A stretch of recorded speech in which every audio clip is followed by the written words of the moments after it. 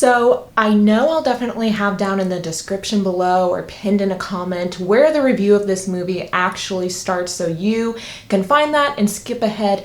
But there is a reason why this review is coming out so late. I have done several Star Wars related videos. One of my most popular videos is me trashing The Last Jedi. And although I did several trailer reactions leading up to Rise of the Skywalker, I was excited but not crazy hyped for it. I bought my tickets to see Rise of the Skywalker with my family on Christmas Day, and I was pretty content to wait until Christmas Day to see it. Excited, but not like crazy freakishly pumped. Until several of my friends saw the movie opening weekend, and although they didn't spoil anything for me, they loved it. They said I was probably gonna love it. One of them said it was their favorite Star Wars movie of all time, including the original trilogy. So now I'm like buzzing with excited. I am so pumped at the idea of seeing Star Wars. And when I called my mom, it's like she sensed that I was really anxious to see the movie because she made me promise not to see it until Christmas Day with her. She said it was her only Christmas wish that I wait until Christmas Day to see the movie for the first time with her and my brother. And so obviously, it's my mom's only Christmas wish, so I have to do it. But I had this like Star Wars buzz, and I'm reading a Star Wars book, and then I decided to watch The Force Awakens, which I haven't seen in like 2 years at least, maybe almost 3 at this point. Although I'll probably do a whole video on that because that was a bit of a weird trip. Just want you to keep in mind that my framework going into Rise of the Skywalker was having recently seen The Force Awakens. Added a whole other dimension to my movie experience, which I'll get into in a little bit. Although I had plenty of time to, I just could not bring myself to rewatch The Last Jedi. That movie still fills me with so much rage. But I did watch Muller's review about The Last Jedi, which was plenty for me. And I'm subscribed and I watch Nerdrotic and Muller and Red Letter Media, and I'm a part of it too. The vast majority of my Star Wars content is extremely negative, and I know it's very kind of in to be very negative on Star Wars, especially that it's been owned by Disney, and The Last Jedi was such an insane, disappointing failure that it's kind of like, ew, Disney can't do Star Wars right. Disney is gonna ruin Star Wars. And so all of this going into the movie, friends telling me it's great, but internet people and critics telling me it's bad. And I'm just like, whatever. I just wanna watch this movie and take it in for how it is. And I loved it. It is by far my favorite Disney Star Wars movie. The spark of like joy for this world and for this universe and just wanting to live and breathe with these characters and be in this world all the time. I've just been living in this glow after seeing it of like, wow, I love Star Wars. I want to be in Star Wars. I am Star Wars. I really loved this movie. So let's get into the specifics. I do love this movie, even though structurally it's insane. It's not that I don't recognize how kind of smashed everything is, how everything is happening so fast, how it feels like there's 2, maybe 3, maybe 4 movies jammed into 2.5 hours. I feel that. I get it. But there is a core there is something there that I think is so ridiculously compelling and fun, and that elevates the movie to me despite its very obvious flaws. For one, I really liked that Rey and Poe and Finn actually actually spent the majority of this movie together. We recognize as a movie-going audience that they're the new trio, but between The Force Awakens and The Last Jedi, they are rarely all three of them together on screen. I don't even think Poe and Rey met until The Last Jedi. But in this movie, it's like, oh yeah, they're all best friends. And I really like seeing them all together. I like the dynamic that they all have together. I like getting a little bit of Poe's like schemy backstory. And I liked Finn also having this weird secret kind of like Force sensitivity. I like the way they both really cared about Rey. And speaking of Rey, this is the first movie where I just really connected with her. I've never been a crazy Rey hater, but I never loved her either, and I definitely recognized the Mary Sue-ish qualities about her and why that would like seriously bother people. However, I'm so frustrated with this franchise because her being Palpatine's granddaughter, I'm just like, okay, great, fantastic. I accept all of her weird powers and abilities and why she's advanced so quickly off of that one explanation. That is plenty for me. Just like I accept Kylo is especially powerful because of his lineage. That is great. Too bad you guys didn't include any of that information because you probably didn't have the idea for it in the first movie. There's no hint of that in The Force Awakens. Nor is there in The Last Jedi, obviously, which makes me think they didn't have this idea until this movie. But if they actually spread out these ideas throughout all three movies, I can't even imagine how cool film would have been if it hadn't tried to jam all of these ideas into one movie. But still, I thought it was cool. If you've seen any of my trailer reactions, then you know that the idea of Palpatine coming back I thought was so cringe and such a desperate attempt from J.J. Abrams and Disney to try to pull in some nostalgia and kind of admitting that they didn't have anything cool. They couldn't create anything as cool, so they have to reach back in the past to try to excite us. And although that might still be true, how they did it was so fun that I loved it.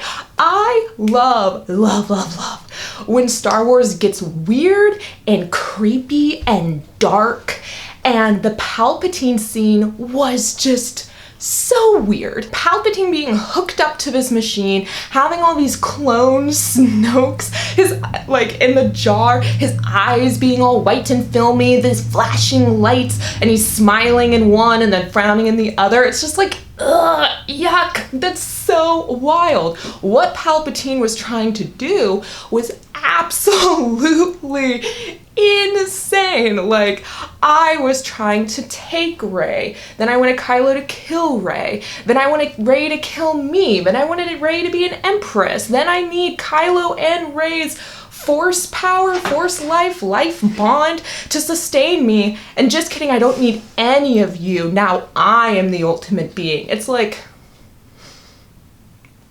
okay. No one can deny that this movie was super crazy hello rushed, especially in the beginning. I was even a little bit like, whoa, taken aback by how quickly we were going from place to place and planet to planet, character to character, and what we were doing. However, the movie did slow down at certain sequences, and they were the coolest sequences. They were the parts of the movie that I cared most about. Now, that is no secret. I have not made it unknown. I have shouted from the rooftops that I love Rey and Kylo's potential romance, and I think it is one of the most compelling parts of this trilogy. And I love that it is done with such a subtle hand, where even throughout this movie, I was not sure, I was at the edge of my seat on whether that romance was actually gonna happen, because there is still this sense of betrayal and sadness, and you weren't quite sure what Kylo actually wanted to do with Rey, and Rey obviously didn't trust him at all, and just having this back and forth, but their back and forth sequences were so cool, and I loved them. I loved when Rey was in Kylo's chambers, and they were having that, like, battle, like, kind of between time and space. I thought that was awesome. And then obviously, I think the highlight of the movie was when Rey went to the fallen Star Destroyer.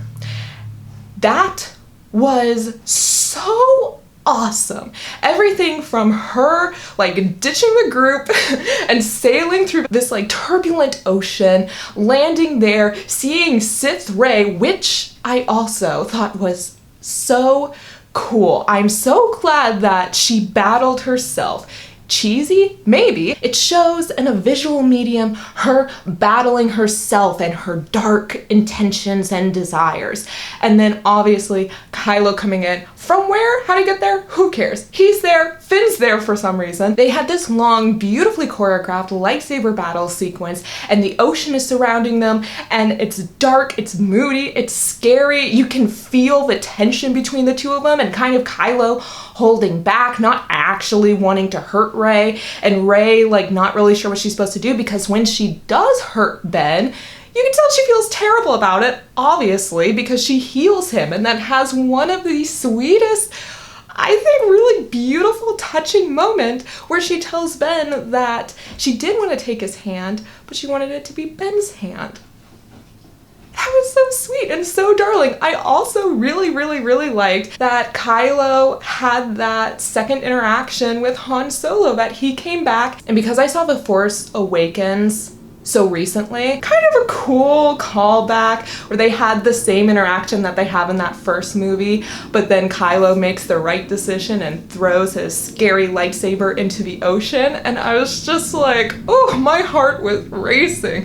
I love Adam Driver so much. He's so good. And I thought Daisy Ridley was so awesome in this movie. I know Red Letter Media in their review was like, oh, I didn't feel that Daisy Ridley brought her best, felt like she was checked out. I didn't feel that. I felt like this was the most connected I've ever been to this character. And I liked her internal struggle with, what if I go to the dark side? It just brought out so much more of her character. I liked her struggle with Ben. There is a cool theme and a cool idea in this movie that I wish played out more strongly throughout the entire trilogy.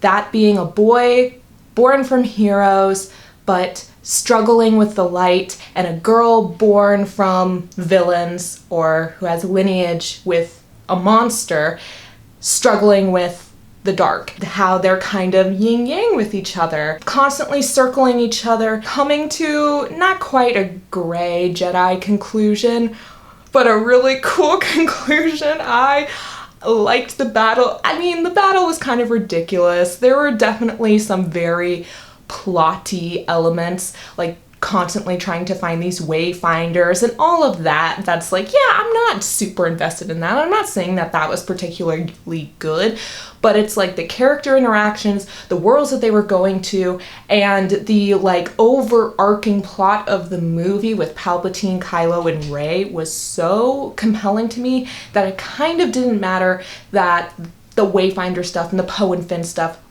wasn't as cool to me, even though there were still aspects about it that I really liked. Oh, my other absolute favorite moment was when Palpatine was trying to force Rey's hand into killing him. And Rey reaches back with her lightsaber, and then cut to Ben pulling that lightsaber out and fighting the Knights of Ren and killing them all single-handedly. I thought that was so cool. Pretty much that point onward, I was so invested. I was so sold.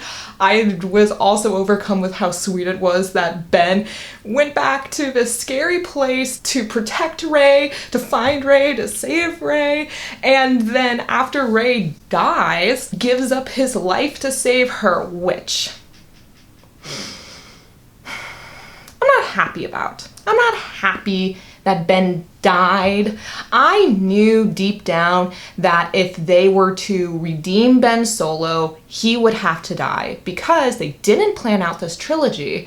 And in The Force Awakens, Kylo is just evil. There is nothing redeemable about him. The first scene of The Force Awakens is Kylo Ren slaughtering a village of innocent aliens. It's kind of like Darth Vader, where he's too far gone to be redeemed and get to live. And in Ben's case, also get the girl. They got to kiss, which was beautiful. And then he has to die. Not just die, disappear. Like, God forbid. annoying. If they planned this trilogy out better, they could have gone with the Avatar Last Airbender style of redemption arcs. Zuko, spoilers if you guys, I guess, haven't seen Avatar The Last Airbender, while he is very clearly an antagonist in book 1, he doesn't do anything truly evil. He doesn't kill anybody. Kinda, lights some things on fire he shouldn't have. And he's obviously chasing down Aang and wants to deliver him to his evil father. But he himself really doesn't do anything super evil, which is why when he eventually becomes redeemed and asked to join the gang, they do eventually let him, and he has to prove himself to the members of the Aang posse that he is in fact a good person at heart, but it's fun and it's interesting and there's like more to the story, and they could have done that with Ben and it would have been so awesome if they did, but they didn't make him too evil in the beginning, that he redeems himself in the second movie and then he has to join the crew and prove himself to Poe and Finn and everyone else that he is in fact a good guy, maybe go on some adventures with them, maybe save their lives a few times, and it would have been so awesome. But instead, because no one thought to plan out a gosh darn thing in this entire franchise that Disney dropped $4 billion on, we have to have Ben die. Just so obnoxious, and I hate it. But I mean, like, also they still kissed, and it was really, really, really satisfying when Rey wakes up, comes back to life, and looks at Kylo and says Ben, and he's smiling, and it's such a satisfying kiss because there was actually such good build up to it. One of the best built up romances that I've seen in a minute, where they actually take their time. It's just hinted at but not really expressed until that kiss that there is in fact romantic feelings there, which is my favorite types of romances. So in conclusion, this trilogy is the hottest mess that I think I've ever seen. I will say, in the sense of actually planning things out, it makes the prequels look a lot better. Not that it didn't mess up in plenty of other ways. I just don't know what Disney was possibly thinking when they first got a hold of Star Wars as a franchise.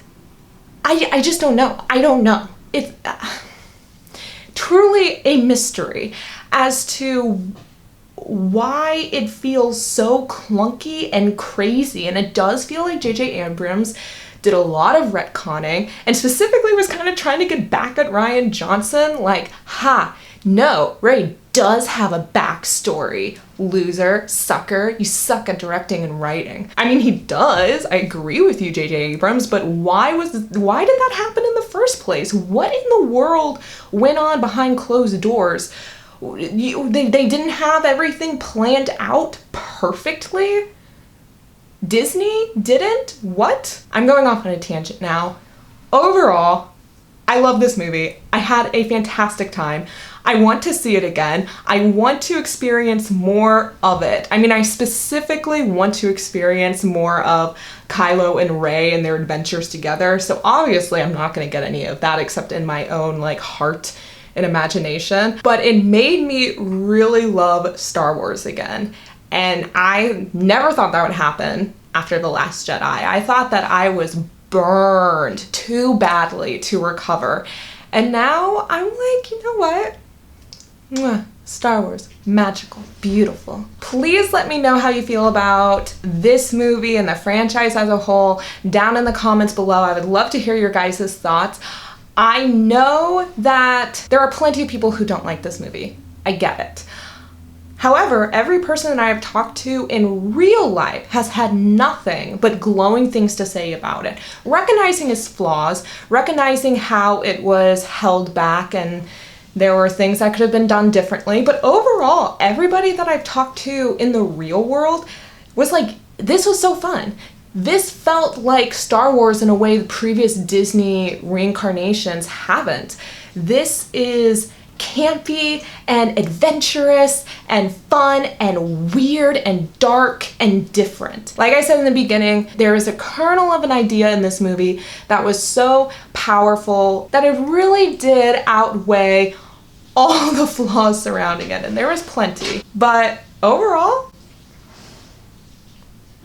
I really liked it. Thank you so much for hanging out with me, guys. I will have plenty more videos, go back to more of a normal YouTube uploading schedule here shortly. I appreciate and love you guys, and I will see you next time. Bye.